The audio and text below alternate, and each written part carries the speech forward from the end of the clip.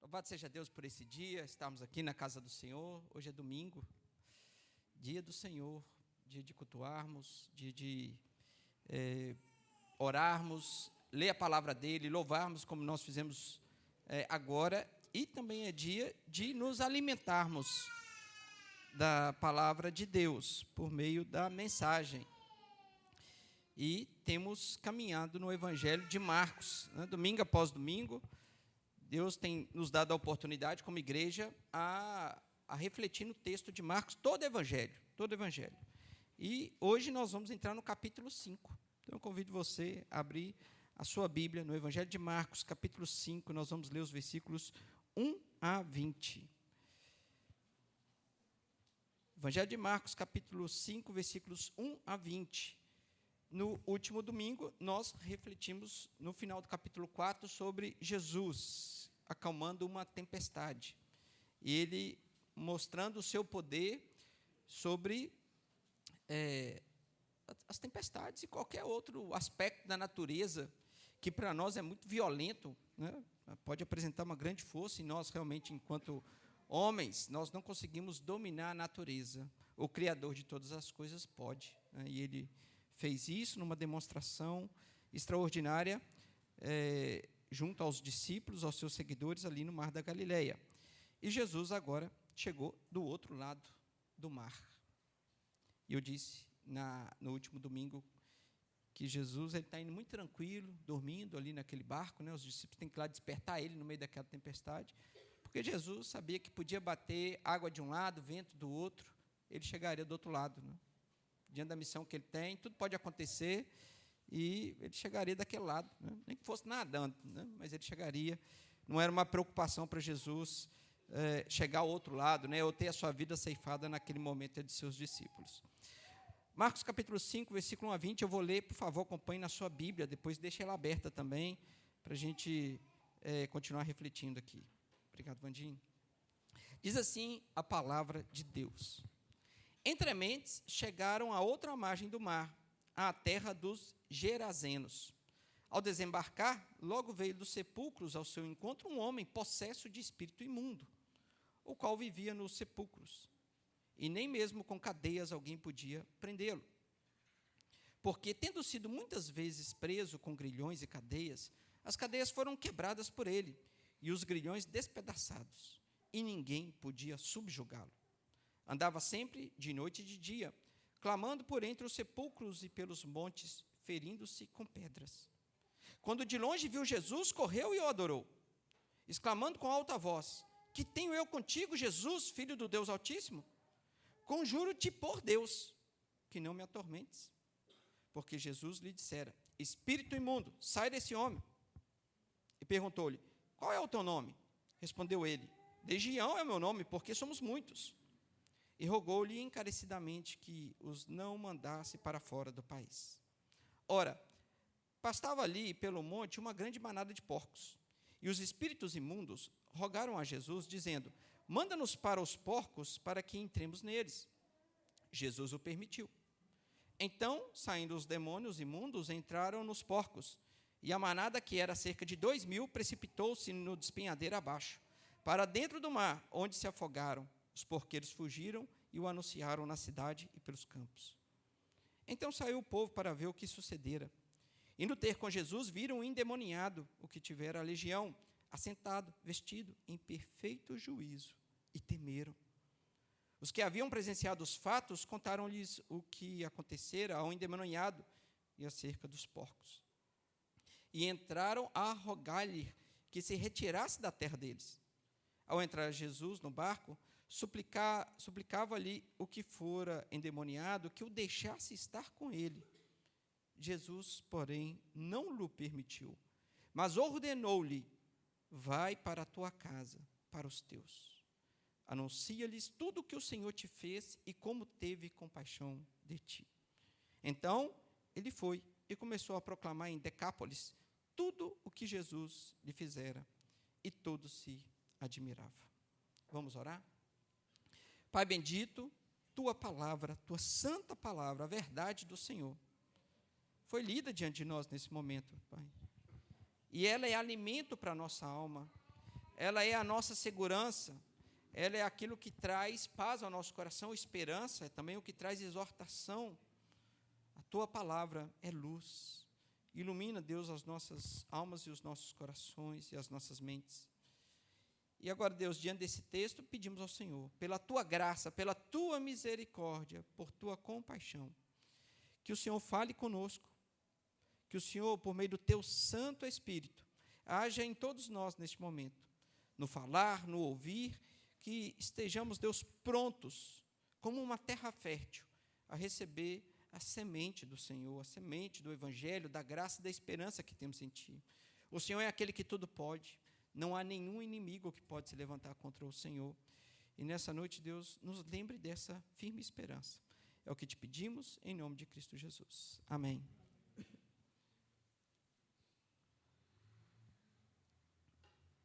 Irmãos, nós devemos intensamente buscar sermos pessoas virtuosas, cheias de virtudes.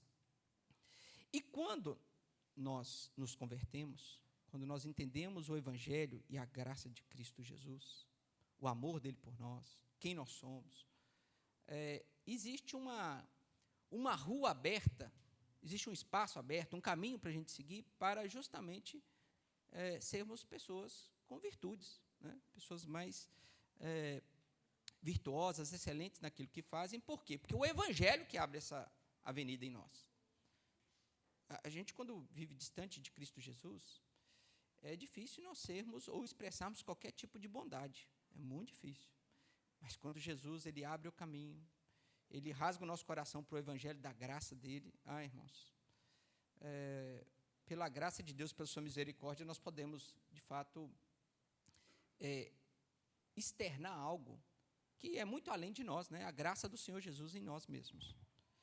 Mas dentro das virtudes que nós devemos buscar, e devemos mesmo buscar, e eu já reforço para os irmãos, virtude é algo que se busca. Apesar do Evangelho fazer com que o ambiente seja mais fácil para que a gente tenha virtudes têm que ser buscada, tem que haver exercício, tem que haver energia empregada. A gente tem que procurar ser uma pessoa mais amorosa, mais misericordiosa, mais humilde, mais feliz com aquilo que tem, mais generosa. Então, existem várias virtudes que elas precisam ser trabalhadas. A gente precisa mesmo, tá, irmãos? Porque o nosso coração tenta roubar a virtude cristã, né, e colocar outras virtudes do mundo no lugar, e a gente tem que tomar cuidado, porque senão nosso coração é tomado. Mas dentro das virtudes que nós precisamos buscar, tem uma que ela está numa prateleira diferente. Ela está numa prateleira diferente para o cristão, que chama-se humildade. Humildade, irmãos, é uma virtude que todos nós deveríamos buscar intensamente. Porque o cristão ele deveria ser humilde por excelência, porque o Senhor Jesus, o Deus de toda a glória, se fez humilde por nós. Se tem algo que é notório na pessoa de Cristo Jesus, como seu amor, a outra evidente virtude, e ali em Cristo Jesus é perfeita, infinita, eterna, excelente, né? É a humildade. Cristo é humilde por excelência, e nós, como cristãos, deveríamos nos esforçar para seguir o Mestre na virtude da humildade. Um caminho que eu queria deixar para todos nós aqui, né, como um conselho mesmo, né, serve para mim, serve para os meus irmãos, para que a gente seja mais humilde, é a ideia da misericórdia de Deus. Quando nós compreendemos mais e melhor o que é a misericórdia de Deus sobre as nossas vidas, nós nos tornamos mais humildes. Aí a gente deixa essas bobeiras de lá, de ser soberbo, de ser altivo, de achar que a gente é bom em alguma coisa, que a gente é melhor do que o outro em determinadas coisas, principalmente no que tange a questão da igreja, como tudo. Então, a ideia, ou na verdade, quando nós percebemos o que é a misericórdia de Deus, irmãos, só nos resta humildade. A gente se humilhar. Assim, meu Deus, quem eu sou? Quem eu sou perante Deus? Quem eu sou perante os meus irmãos? Eu sou somente alguém que pode ter sido alcançado pela graça de Deus E tudo que nós somos, somos pela graça de Deus, reconhecendo a misericórdia e a compaixão de Deus em nós. Então, esse é um excelente caminho para que a gente busque cada vez mais humildade. Perceba e faça um exercício. Mais uma vez, virtude tem que ser exercitada.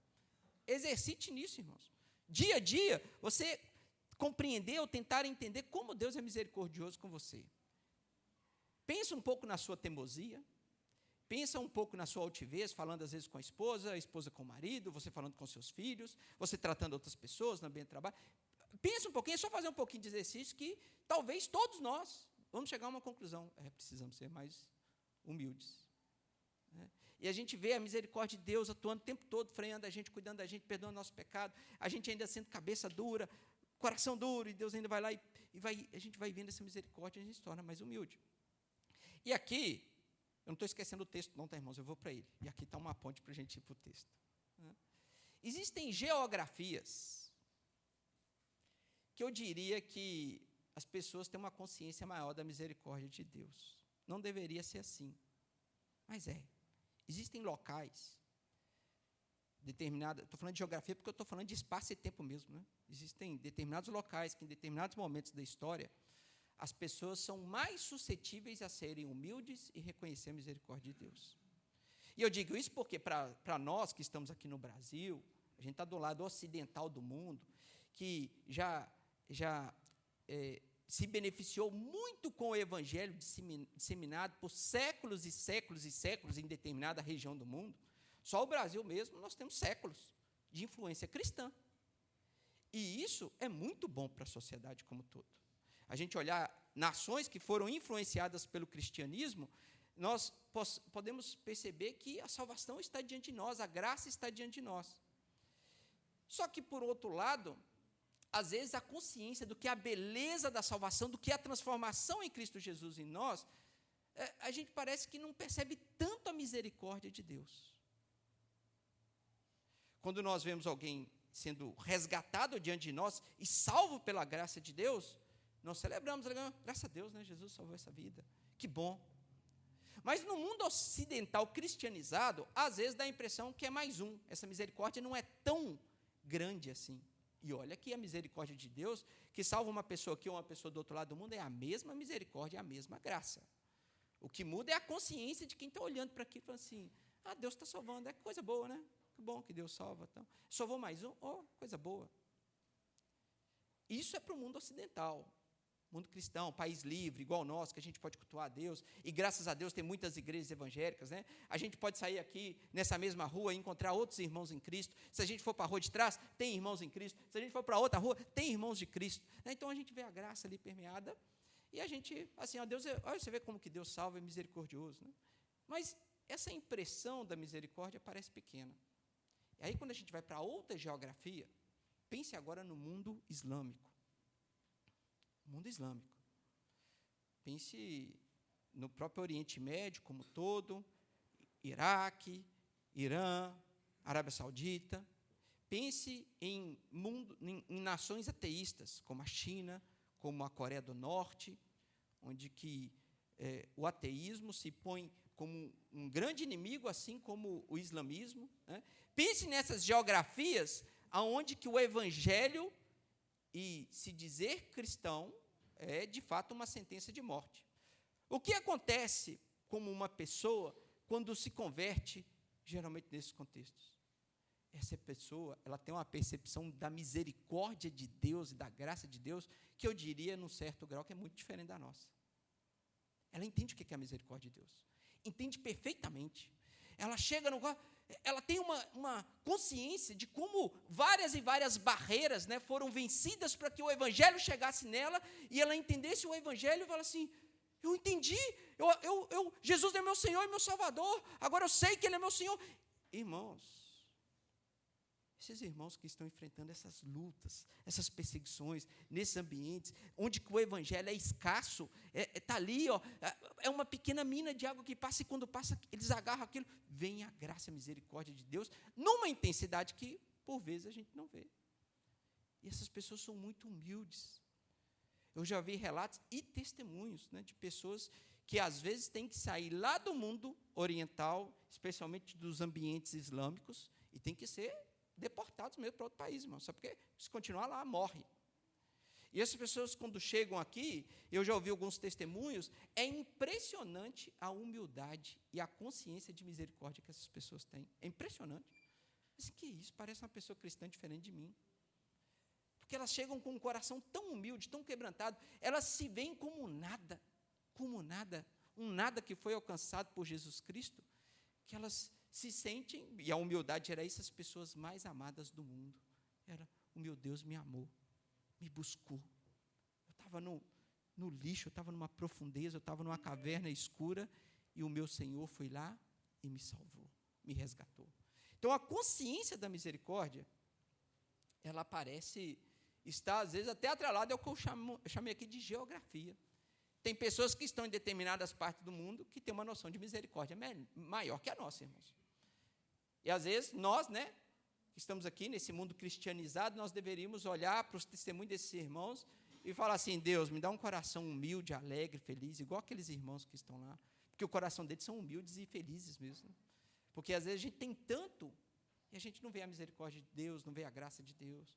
Parece algo assim, mais uma coisa do nosso dia a dia, o Evangelho de Deus.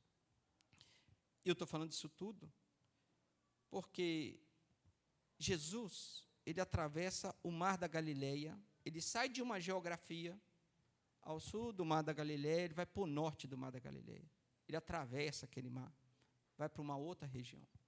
Ele estava onde Deus era conhecido, a história de Deus era conhecida, a lei de Deus é conhecida, a graça de Deus era conhecida, o favor de Deus era conhecido, a misericórdia de Deus, por vezes, foi reconhecida por aquele povo judeu.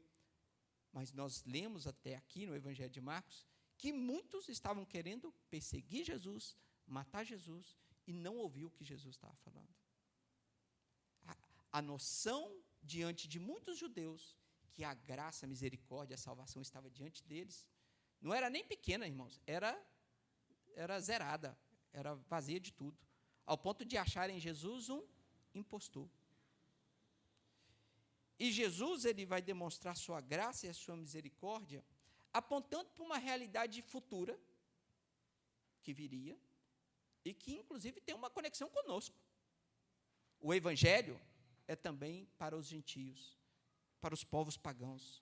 O Evangelho vai alcançar realidades dominadas por Satanás por séculos e séculos e milênios, e o Evangelho, com uma espada afiada, vai entrar nessa realidade e vai romper todos os grilhões que sejam necessários para que os corações sejam alcançados. Diz o texto que eles chegaram a outra margem do mar, versículo 1, que a gente leu, a terra dos Gerazenos. Essa informação está aqui para que a gente tenha consciência. É uma terra de povo pagão, de povo que não tinha compromisso com Deus e Yahvé. Talvez até ouviu falar, por causa da proximidade geográfica, saber quem era o povo judeu, saber quem eram os israelitas, mas não tinha apreço com aquela fé. E é essa terra, que depois nós vamos ver a cidade de Decápolis. Decápolis é uma região de 10 cidades, Deca, 10, polis, cidade, Decápolis. 10 cidades ali, que faziam aquele aglomerado. A cidade de Gadara, possivelmente uma das cidades mais importantes ali, e Jesus, ele vai para essa terra, uma terra pagã. Uma terra onde a escuridão estava cobrindo tudo. Diferente dos judeus, porque os judeus tinham a palavra de Deus diante deles, a luz brilhava diante do povo de Israel. Deus era louvado, os cultos eram prestados a Deus. Percebam que a noção do favor de Deus, da salvação de quem é Deus, era muito mais claro do outro lado do mar. Mas do lado de cima do mar, as trevas estavam dominando. Era um povo pagão, era a terra dos Gerazenos. Ao desembarcar, logo veio dos sepulcros ao seu encontro um homem possesso de espírito imundo, o qual vivia nos sepulcros, e nem mesmo com cadeias alguém podia prendê-lo. Porque, tendo sido muitas vezes preso com grilhões e cadeias, as cadeias foram quebradas por ele e os grilhões despedaçados, e ninguém podia subjugá-lo. Andava sempre, de noite e de dia, clamando por entre os sepulcros e pelos montes, ferindo-se com pedras. Irmãos, o texto aqui para relatar o que é o distanciamento total de Deus, o que é uma vida, um povo inteiro, sem a graça de saber quem é o Deus Altíssimo, Deus Yahvé, Deus da graça. É um domínio do próprio mundo. Lembre dos nossos inimigos, né? Satanás, o mundo e nós mesmos. Quando Jesus não está presente, quando Deus não está presente, os inimigos tomam o território. Jesus já tinha falado anteriormente aqui, e nós lemos esse texto aqui no Evangelho de Marcos, que a primeira coisa que ele fez, quando ele está aqui no seu ministério terreno, quando ele foi levado, né, para ser batizado, ele vai ali no deserto ser tentado, e a primeira coisa que Jesus está fazendo é marcando território. Jesus está entrando na casa do valente e ele está amarrando o valente. Foi isso mesmo que ele disse. Quando um mais valente chega na casa do valente, ele prende aquele valente, amarra. E esse valente agora está limitado. Jesus agora entra numa terra onde que o valente ainda tem uma liberdade muito grande. É um povo pagão. Não se sabe do evangelho, não se sabe da graça. E por isso, aqui nós temos uma vida em específica. Mateus vai relatar que são 2, e aqui não tem contradição, tá bom? É uma visão do evangelista Marcos, que talvez se focou naquele onde teve o diálogo, né? Naquele endemoniado que teve o diálogo. Mateus vai relatar que são 2, né? No mesmo texto. Tanto esse texto tem em Mateus como em Lucas, né? Mas, veja só, não é uma contradição, é a perspectiva, é a ótica de quem está escrevendo o texto. E Marcos só cita um, e quando aquele vem diante de Cristo Jesus, ele mostra realmente o que é um povo distante da graça e do amor de Deus, um povo que não tem contato nenhum com a ideia de Deus e o Deus criador de todas as coisas.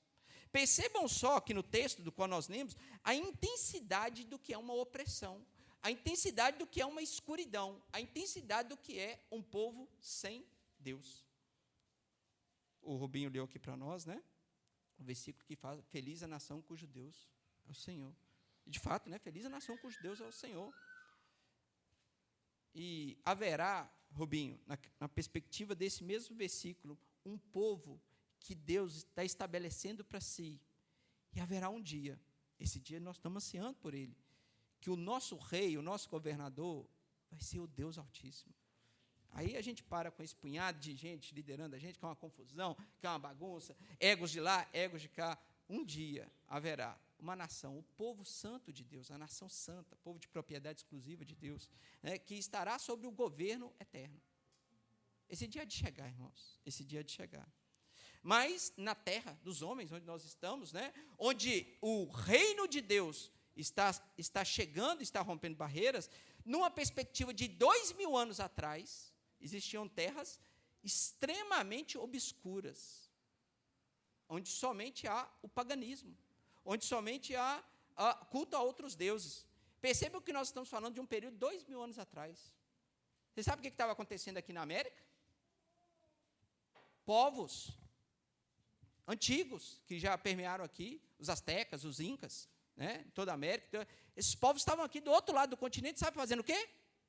Adorando a deuses falsos, criando uma religiosidade que só exalta o Satanás, exaltava o Deus vivo.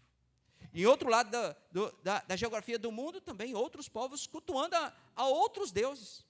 Pense qual era a realidade da Índia, da própria China, do Japão, em momentos como esse da história, 2000 anos atrás.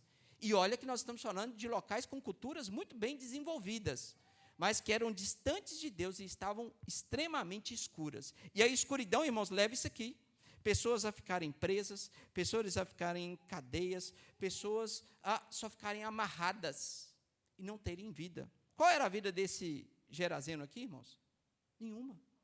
Diz o texto que ele vivia em sepulcros, no meio de rochas, assim, que tinham espaços ali, onde mortos eram enterrados. Ele vivia no local dos mortos. Inclusive, uma indicação clara, né, desse domínio de Satanás e seus demônios, né? Um lugar muito propício ali, porque a ideia dos mortos era a ideia ligada aos demônios ali. Então, ele estava ali naquela região dos sepulcros e vivia ali e ninguém conseguia conter aquela pessoa, mostrando, inclusive, a realidade. O diabo, ele tem o seu poder. E ele, de fato, amarra as pessoas. o diabo continua ainda nos tempos de hoje, escravizando pessoas para si. Esse Gerazeno aqui não é um ponto específico da história que aconteceu. Não. O diabo continua aprisionando várias e várias pessoas em vários lugares do mundo. E por isso a igreja precisa trabalhar. A igreja é o braço de Deus libertador, com o evangelho, né? Com o verdadeiro evangelho, a igreja é o braço de Deus libertador. E diz o texto que, versículo 6, quando de longe viu Jesus, correu e o adorou, exclamando em alta voz, que tenho eu contigo, Jesus, Filho do Deus Altíssimo. Irmãos, percebam o que Marcos está apontando para a gente, falou um pouquinho atrás, existia povo da nação de Israel que tinha chamado Jesus de aquele que falava pelo maioral dos demônios, por Beelzebul. Olha para você ver, gente. Gente impactada pela palavra de Deus, gente que conhecia a lei de Deus, gente que sabia quem era o Deus criador de todos os céus e toda a terra, gente que viu Jesus e falou assim, ele está falando por Satanás, esse aí é Beelzebul. Ele faz parte aí desse time aí. Agora é estranho quando nós vemos, né, o relato dos demônios chegando diante de Jesus, falando assim, que temos contigo, ó Filho do Deus Altíssimo. Reconhecendo verdade, né? Até o diabo é diabo de Deus, irmãos. Até o diabo sabe que Jesus é o Filho de Deus. E, na verdade, o que ele está colocando aqui é, o que eu tenho contigo, Filho de Deus? Conjuro-te por Deus. Olha só, né? Satanás jurando por Deus, né? Uns negócios estranhos. Conjuro-te por Deus, que não me atormentes. Por quê? Porque Satanás, irmãos, ele sabe muito bem, às vezes melhor do que a gente, o que é o juiz de Deus. Porque ele sabe que, no caso dele, a sentença está dada. A sentença está dada, não tem muita opção. Ele sabe que um dia ele será julgado definitivamente por Deus. E para ele não tem salvação, não tem solução. Então, aqueles estão ali, conjuro-te por Deus, que não me atormentes. Aqui diz o texto, por quê? Né? Porque Jesus lhe dissera, espírito imundo, sai desse homem. Jesus já tinha expulsado demônios até aqui. Mas agora Jesus está numa realidade diferente. Ele está num outro povo, um povo pagão, porque até então Deus tinha expulsado demônios por aquelas pessoas que viviam no contexto de Israel. Agora não. Agora ele está no povo pagão. E diante daquela realidade terrível, tenebrosa que ele encontra, ele fala, espírito imundo, sai desse homem. E aqui, isso aqui é uma coisa muito específica desse texto, né? Jesus vai conversar com Satanás, com o demônio, né? Não, com os demônios. Que ele pergunta, qual é o teu nome? Porque Jesus não é de ficar dando conversa para demônio, tá, irmãos? Jesus não dá palanque nem microfone para demônios. Mas, nesse caso aqui, para a glória de Deus, para que se manifeste o poder de Deus e a consciência do que é o poder de Deus, Jesus pergunta, qual é o teu nome? E ele responde, legião é o meu nome, porque somos muitos. Legião, esse termo que vem, dentro do contexto do Império Romano, era muito claro, né? Está falando de muita gente, era muita gente. Uma legião, no contexto romano, poderia ser um destaque, né, de soldados, de até 6.000 soldados. Então, a gente está falando de um grande número, porque só os porcos que foram abatidos aqui, nessa cena aqui, são 2.000. Então, a gente está falando de muita coisa. Tá? O que a gente precisa saber o que ele quis falar é muita coisa. Eram muitos demônios que estavam ali oprimindo aquela vida. E ele mesmo fala, né? Meu nome é Legião, porque nós somos muito. E rogou-lhe encarecidamente que não os mandasse para fora do país. Né? E ali passa uma manada de porcos. É interessante esse texto, porque está havendo um diálogo, um pedido dos demônios, né? Assim, não me faça vagar, né? Ou não traga um juízo definitivo para mim, não. Me coloque em outro lugar. E passava ali pelo monte uma grande manada de porcos. E Jesus, interessante que ele permite isso, né? Diz que os espíritos imundos rogaram a Jesus, dizendo, manda-nos para os porcos, para que entremos neles. Diz que o texto que Jesus permitiu. Permitiu que aqueles demônios, se saíssem daquela vez, eles iriam sair, tá, irmãos? Só para uma consciência do texto que não tinha opção deles não saírem. Tanto que eles estão rogando a Jesus, assim, Jesus, porque eles sabiam que tinha que sair. Os demônios, sobre a voz de Jesus, obedecem. apesar de eles serem poderosos, eles sabem que o poder de Jesus é incomparavelmente maior do que o deles, infinitamente maior. Eles não estão ali num aspecto de desobediência, apesar de demônio ser muito desobediente, Satanás ser desobediente, eles sabiam que sobre o comando de Deus tem que obedecer. É estranho, né? Porque às vezes a gente não sabe isso, a gente não tem muito essa consciência, né? Porque às vezes sobre o comando de Deus, o que a gente vai lá e faz? Desobedece. Satanás, sobre o comando de Deus, sabe o que ele faz, irmãos? Ele obedece. Ele sabia que tinha que sair aqui. Aí tem essa cena relatada. Nós sabemos muito bem o porquê disso aqui. A gente sabe que porcos, aqui comprovadamente estamos falando de uma região pagã, porque o judeu, ele tinha uma distância de carnes de porcos ou da criação de porcos. Não é que o judeu não podia comer porcos. O judeu não podia fazer nada com porco, nem criar. Tudo aquilo representava uma imundícia. Era algo que representava a própria imundícia espiritual. Então, o judeu, ele não tinha essa realidade diante dele. Porcos era coisa de povo pagão. Deus mudou essa realidade hoje. Graças a Deus, a gente pode comer um baconzinho, tá, irmãos? A gente pode comer. A Dani estranhou, porque eu cheguei ontem lá em casa com 2 fatias de tocinho de barriga, né? Eu falei assim, mas por que você chegou com tocinho de barriga? Eu queria comer um tocinho de barriga, ué. Fritei, um porquinho é bom, né? Mas, nessa realidade aqui, não. O porco é uma coisa imunda. O porco é uma coisa detestável. E talvez poderia ser até um próprio juízo de Cristo sobre aqueles povos pagãos que também tinham a lei de Deus como um grande desprezo. E Deus permite que aqueles porcos entrem naquela manada, e o que acontece aqui é que os espíritos imundos que Jesus permitiu, então, saindo os espíritos imundos, entraram nos porcos e a manada, que eram cerca de 2.000, e precipitou-se no despenhadeiro, abaixo, para dentro do mar, onde se afogaram. Os porqueiros fugiram e anunciaram na cidade pelos campos. Porque você imagina, irmãos, 2.000 porcos é muita coisa. É muita coisa. E era muito demônio para sair daquela vida. Né? E saiu. E veio o juízo para todo mundo, né? Veio o juízo para os próprios demônios, veio o juízo para aquele povo pagão que desonrava a lei de Deus, não tinha preocupação, mas veja só, também estava na escuridão, muitos nem conheciam a lei de Deus, e toda aquela cena acontece, e o ponto central de tudo isso aqui é: uma vida foi liberta. Uma vida foi liberta.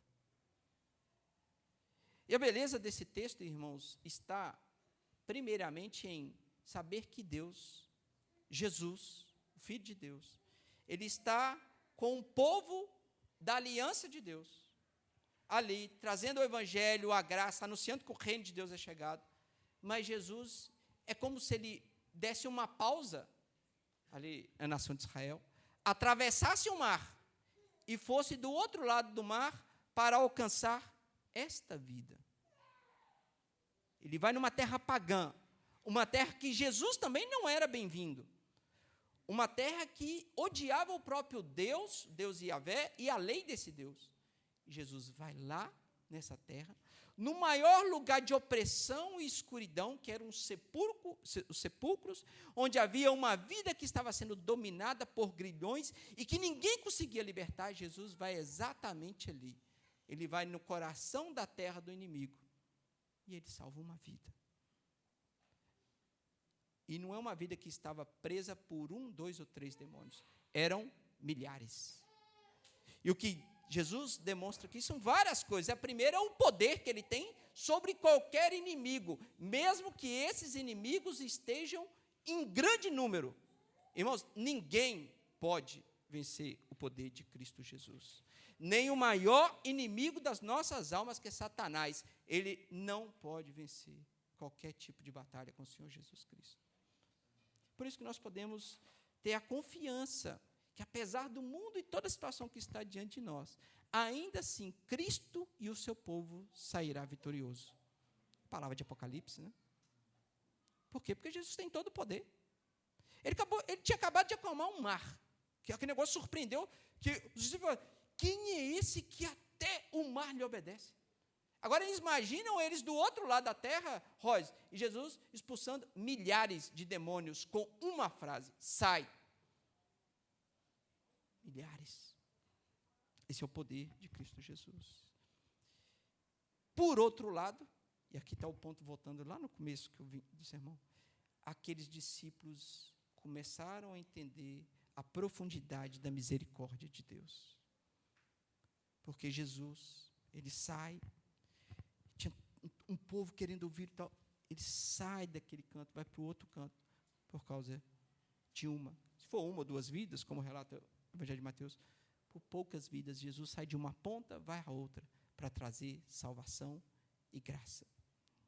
Aqui, irmãos, é um pré-anúncio. Essa cena de 2000 anos atrás é um pré-anúncio da graça e da salvação de Deus que alcançaria povos das mais diversas culturas, das mais diversas espiritualidades, das mais diversas religiosidades, povos que às vezes não creem em Deus. O evangelho são para todos esses. Lembre-se da parábola que está muito ligada a esse texto. O semeador saiu a semear. E o semeador atravessou o mar. Sabe o que ele fez lá do outro lado do mar? Jogou uma semente. E ele vai voltar para o outro lado do mar. Ele só veio fazer isso, tá, irmãos? Ele só foi lá e vai voltar, mas ele lançou uma semente. E diz o texto que saiu todo o povo para ver o que sucedera, e indo ter com Jesus, viram o endemoniado, o que tivera a legião, assentado, vestido em perfeito juízo, e temeram. Que isso? Esse homem juntava 20 homens para segurar, esse homem não conseguia, está ele lá, limpinho, bonitinho, organizadinho, todos lá, em perfeito juízo. Eles temeram. Talvez a pergunta que eles fizeram é a mesma do discípulo no mar. Quem é esse? Quem é esse que domina sobre muitos demônios? Quem é esse? A pergunta que eles talvez deveriam estar fazendo. E diz que os que haviam presenciado os fatos contaram-lhes o que acontecera ao endemoniado e acerca dos porcos. E entraram a rogar-lhe que se retirasse da terra deles. Eu vou parar aqui por enquanto, né? Aí é estranho, né? Assim, Jesus acabou de fazer um milagre assim, extraordinário. E o que eles estão pedindo é, sai daqui. Talvez, irmãos, por temor mesmo. Eles reconheceram que estava alguém diante com grande poder. E se ele fez aquilo, ele poderia fazer outras coisas, né? E talvez até trazer juízo sobre aquela terra. E aqueles homens terminaram assim, não, por favor, pode voltar. Pode voltar. Eu sei que essa postura é errada, né? Eles deveriam olhar e falar assim, meu Deus, quem é esse? Quem é esse que fez isso? Com esse homem que nós conhecemos há tanto tempo, que era acorrentado por Satanás, agora ele está aqui livre. Fique conosco. Ô Senhor Jesus, senta na nossa mesa, faz morada aqui. Não, aqueles homens falam assim, volta, pode voltar. Diz o texto que isso está muito ligado, inclusive, ao que eles contaram dos porcos também. Que às vezes, prejuízo econômico que Jesus deu, né? 2.000 porcos. Mas, por vezes, é assim mesmo, irmãos. A gente não sabe balancear o valor de uma alma com tudo aquilo. Tem uma das frases mais impactantes que eu ouvi diretamente da pessoa que disse, né, Ronaldo Lidório. Eu não sei se ele estava citando alguém, mas eu ouvi dele. Ele falando que uma alma vale mais que o mundo inteiro. Uma alma vale mais que o mundo inteiro, irmãos. Não importa se foram 2.000, 3.000, 4.000 ou 10.000 porcos. Aquela alma valia muito mais do que tudo aquilo ali. E Jesus não está preocupado com os porcos, né? Jesus está preocupado com almas, com vidas a serem salvas por Ele. Mas fato é, e essa é a oposição que o mundo encontra, irmãos. Jesus não vai encontrar só oposição na terra dele, na terra de Israel. Jesus vai encontrar oposição também nas outras terras. Ou você acha que Jesus é bem-vindo no Brasil, irmãos? Vocês acham mesmo? Tem desafio aqui, irmãos. E vai chegar lugar que não vão bater na porta e falar que a gente não quer Jesus, não. Mas a gente tem que ir lá. O semeador saiu a semear. Jesus mandou para a gente. Por mais que tenha oposição, a semente tem que ser lançada. Ah, não, aqui você não entra, não. Então tá bom. Jesus manda, inclusive, a gente bater o pé e segue. Mas tem que semear. A oposição vai acontecer em qualquer terra. Qualquer terra. Diz que ao entrar Jesus no barco, suplicava-lhe o que for endemoniado que o deixasse estar com ele. É claro, irmãos, diante da graça, da salvação. Perceba agora a consciência da misericórdia desse homem. É por isso que eu estava falando. Esse homem tem uma consciência da misericórdia que talvez ainda os discípulos não tivessem. Sim. Meu Deus, esse homem foi muito misericordioso para comigo. Olha o que ele fez comigo. Eu quero estar o tempo todo aos pés de Jesus. Eu quero andar com ele, eu quero caminhar com ele. O que ele pede a Jesus é, Jesus, me faz um discípulo do Senhor. Só que, estranhamente, esse pedido não é atendido por Jesus. Ele fala assim, Jesus não nos permitiu, diz o versículo 19, mas ordenou-lhe, Você lembra que Jesus falava para todo mundo, falava assim, ó, que as pessoas que reconheciam que era filho de Deus, volta e não fala nada. Volta e não fala nada. Mas olha a postura de Jesus aqui. Vai para a tua casa, para os teus. Anuncia-lhes tudo o que o Senhor te fez e como teve compaixão de ti. Diz o último versículo que então ele foi e começou a proclamar em Decápolis tudo o que Jesus lhe fizera. E todos se admiravam. Nasceu um missionário, né, irmãos? Nasceu um missionário. Missionário assim, cheio da graça de Deus, reconhecendo qual é a misericórdia de Deus, da compaixão. Jesus, inclusive, pega esse ponto, vai lá e fala tudo o que o Senhor te fez e como teve compaixão de ti. Imagina aquele homem, falando assim, eu conheço pouco de uma pessoa, ele chama Jesus, eu sei duas coisas dele, ele é extremamente poderoso, e a outra coisa é, ele tem compaixão. Eu não sei o que deu na cabeça desse homem, mas parece que ele saiu lá do outro lado do mar. Ele atravessou aqui para ter comigo um mendigo espiritual. Que era isso que aquele homem era. Ele era um mendigo espiritual. Ele era um marginalizado de um mundo pagão que já era marginalizado. Ou seja, ele estava na margem da margem da margem do mundo. E Jesus atravessa o mar para ir lá e salvar aquela vida. Esse homem falou assim, eu entendo o que é misericórdia. Eu entendi profundamente o que é a graça, o amor e a misericórdia de Deus para alguém tão imundo como eu. Às vezes o que nós precisamos pedir, irmãos, é a consciência que esse homem teve. Meu Deus, nos faz ser, ou conscientemente ter a ideia da compaixão que esse homem teve por Jesus. Porque, apesar das realidades, irmãos, assim era a nossa realidade diante de Deus. Todo mundo que está distante de Deus está numa caverna obscura, presa por Satanás, é escravo dele. E quando Jesus nos alcança, é a mesma graça, é o mesmo poder sendo empregado para libertar a mim e a você. Entende por que na vida cristã e para o cristão não faz sentido não ser humilde? Não faz sentido ser arrogante? Não faz sentido ser soberbo? Não faz sentido ser altivo? Não faz, irmão, não faz. Não tem lógica um cristão que não é humilde. Porque nós somos alvos da graça e da misericórdia do nosso Senhor e Salvador. Por isso eu encerro esse texto, trazendo para mim e para os irmãos. Busquemos, irmãos, a consciência da misericórdia de Deus em nós. Isso vai mudar muitas das coisas que nós fazemos e de como nós agimos.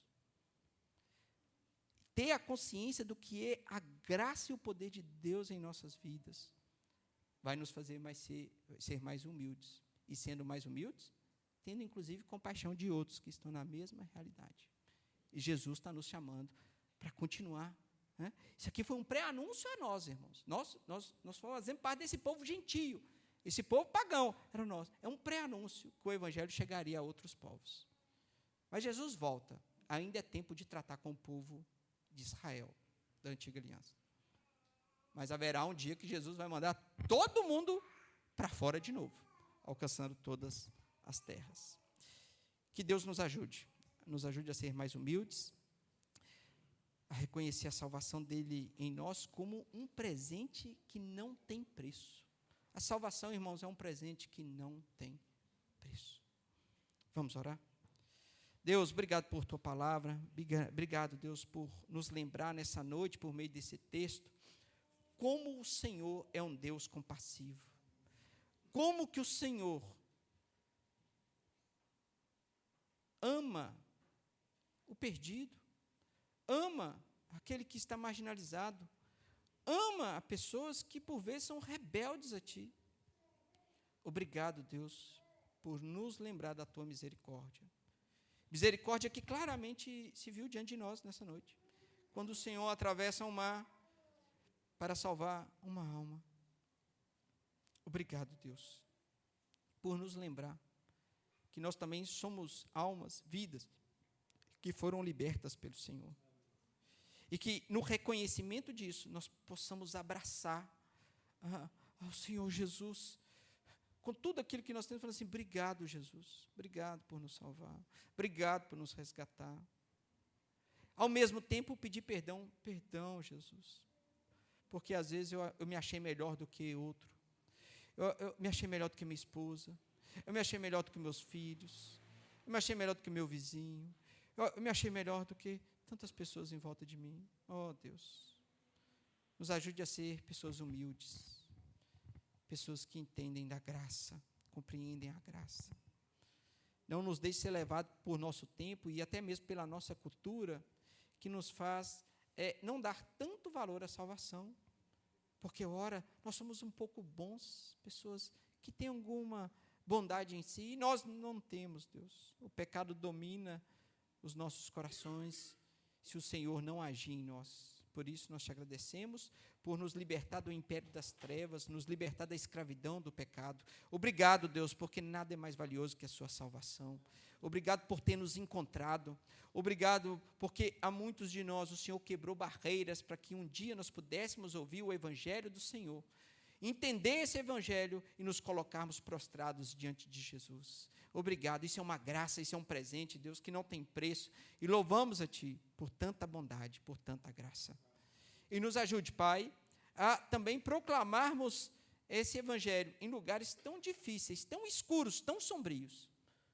Mas nós sabemos que o Senhor é poderoso para quebrar qualquer barreira, para que o Evangelho do Senhor seja semeado e encontrar boa terra. Bendito seja o Senhor. Obrigado, Deus, por isso, por nos lembrar disso nessa noite.